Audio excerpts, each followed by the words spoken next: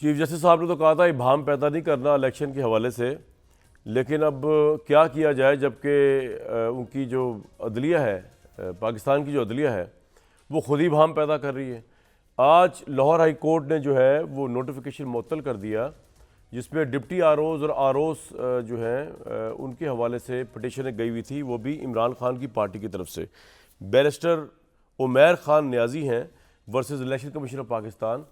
और ये पटिशन ये थी कि जी आप इस ज़िले इंतज़ामिया के लोगों से यानी कि ब्यूरोक्रेसी से जो है आप इलेक्शन ना करवाएं, जो पंजाब की या सिंध की जो ब्यूरोक्रेसी उनसे। तो वो बेसिकली इलेक्शन कमीशन जो है वो काफ़ी अरसे से, मेरे पास पूरी एक ट्रेल है इसकी, टाइम लाइन है। 1 फरवरी को इलेक्शन कमीशन ने अदलिया से कहा कि आप इलेक्शन कराने के लिए जुडिशल अफसरान दें। अदलिया ने कोई जवाब नहीं दिया। 6 फरवरी को बल्कि अदलिया ने जब जवाब दिया तो उन्होंने इलेक्शन कमीशन को जुडिशल अफसरान इलेक्शन के लिए जुडिशरी में से देने के लिए माजरत कर ली। 31 जुलाई को इलेक्शन कमीशन ने एक बार फिर अदलिया दरख्वास्त की। ये भी आप लेटर देख सकते हैं स्क्रीन के ऊपर कि जनाब हमें इलेक्शन करवाना है, तो अदलिया ऐसी है जिसके ऊपर लोगों का एतमाद होता है, तो आप दें, अदलिया दें, ताकि अदलिया के लोग दें, ताकि वो उनकी ट्रेनिंग हो कि इलेक्शन किस तरह करना है, तो इलेक्शन कराया जाए। 8 फरवरी को इलेक्शन है। 31 जुलाई को जब उन्होंने रिक्वेस्ट की तो 19 अगस्त को अदलिया ने जवाब दिया कि इलेक्शन कमीशन की दरख्वास्त को तब कंसिडर करेंगे जब इलेक्शन स्केड्यूल का ऐलान होगा, और जब इलेक्शन स्केड्यूल का ऐलान होगा तो फिर दोबारा फ्रेश रिक्वेस्ट कीजिएगा। 11 दिसंबर को इलेक्शन कमीशन ने आम इंतखाबात ब्यूरोक्रेसी कराने का नोटिफिकेशन जारी कर दिया।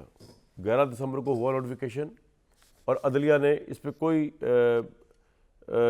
सुप्रीम कोर्ट ऑफ पाकिस्तान का तो पता नहीं, लेकिन लाहौर हाई कोर्ट जो है उसने 13 दिसंबर को ही आज यानी कि नोटिस ले लिया। उन्होंने कहा है कि हाई कोर्ट ने कल कह दिया कि पीटीआई की दरख्वास्त पर आम इंतखाबात ब्यूरोक्रेसी से करवाने का इलेक्शन कमीशन का नोटिफिकेशन मुअत्तल किया जाता है। कल यानी कि जो आने वाला कल है उसमें इलेक्शन स्केड्यूल का ऐलान होना था, जो कि रिक्वायरमेंट है इलेक्शन से कोई 54 या 58 दिन पहले आपको इलेक्शन का स्केड्यूल ऐलान करना पड़ता है।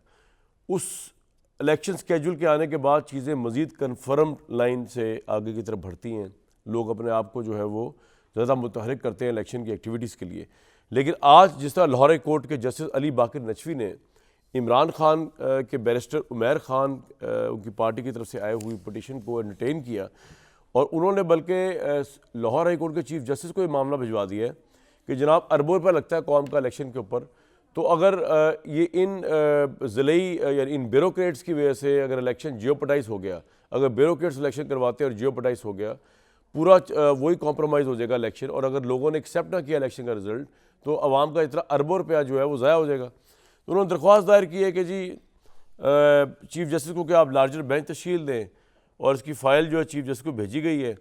और लार्जर बेंच तश्कील देने के बाद इलेक्शन कमीशन ने जब देखा कि ये हो गया, उन्होंने जो है वो ट्रेनिंग रोक दी है उन डिप्टी आरओज़ की, उन आरओज़ की जिन्होंने 8 फरवरी को इलेक्शन करवाना था। अब चीफ जस्टिस ने रोका था मीडिया को कि आपने इबाहम पैदा नहीं करना, लेकिन अब जस्टिस अली बाकर नचवी साहब जो हैं उनसे ज़रूर रब्ता करके देख लें कि जो उनका एक्शन है उसके बाद अगर मीडिया इस पर बात ना करे तो यहाँ पे कोई पाबंदी तो नहीं है, कोई हमारी ज़बान तो नहीं छीन सकते। पाकिस्तान के अदालती निज़ाम जो है वो अभी तो खैर अपने आप को ठीक करने में लगा हुआ है। भुट्टो केस, फिर 200 केस, फिर पता नहीं कौन कौन सा केस, फिर शायद नवाज शरीफ साहब केस भी आ जाएगा।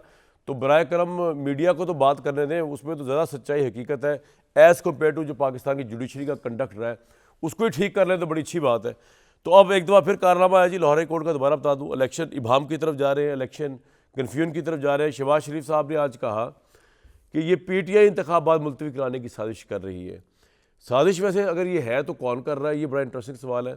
इसके साथ साथ आज बड़ी ही आई ओपनिंग स्पीच थी हामिद खान साहब, जब जस्टिस रिटायर्ड शौकत सिद्दीकी साहब जो है उनका बयान हल्फी पढ़ के सुना रहे थे, और हम वर्ते हैरत में थे कि पाकिस्तान में क्या हो रहा है, पाकिस्तान में किस तरह इलेक्शंस को मुबैना तौर पे मैनेज किया जाता है। ज़रा पहले आप वो मंजरनामा जो लाइव चला वो देख लें। ये आपको बता दूं, एक तो इस प्रोसीडिंग का हवाल कि ये जिस आईएसआई की बात हो रही है, ये ऑब्वियसली मौजूदा आईएसआई की बात नहीं हो रही है। आईएसआई हो रही है जिस वक्त उसके डीजी थे, दूसरे डीजीसी थे जनरल फैज़, ये उस आईएसआई की बात हो रही है।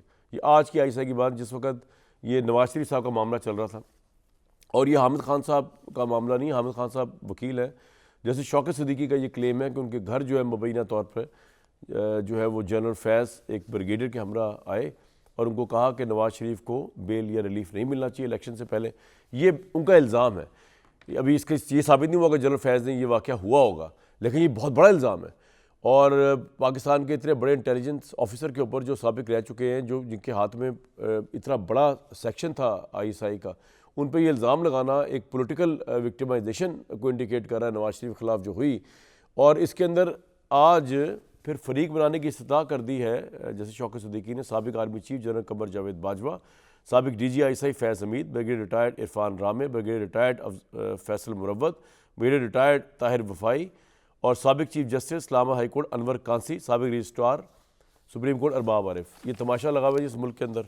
और फिर आप कहते हैं जी इलेक्शन भी होने और इलेक्शन के बाद पता नहीं क्या कुछ होने।